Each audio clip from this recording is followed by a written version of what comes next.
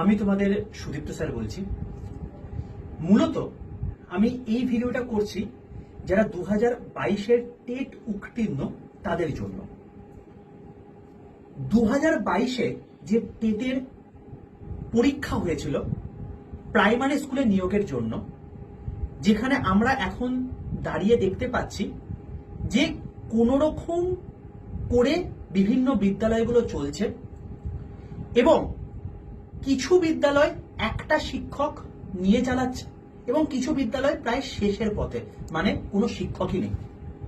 তো এমতো অবস্থাতে যদি চলতে থাকে তাহলে কম্পিটিটিভ যে পড়ছে, কম্পিটিটিভ পড়তে গেলেও তো তার ন্যূনতম সায়েন্সের জ্ঞান থাকা দরকার, ন্যূনতম ইংরেজির জ্ঞান থাকা দরকার, ন্যূনতম অঙ্কের জ্ঞান থাকা দরকার। আর সেটা কোথা থেকে আসে?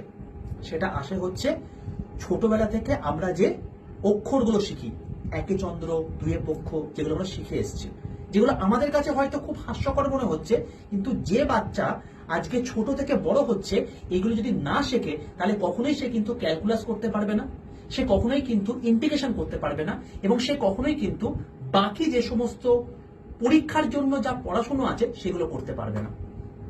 আমার নিজের আন্তরিকভাবে খুব খারাপ লাগছে যে আজকে এই সমস্ত সরকারি স্কুলগুলো পুরোপুরি বন্ধ রয়েছে।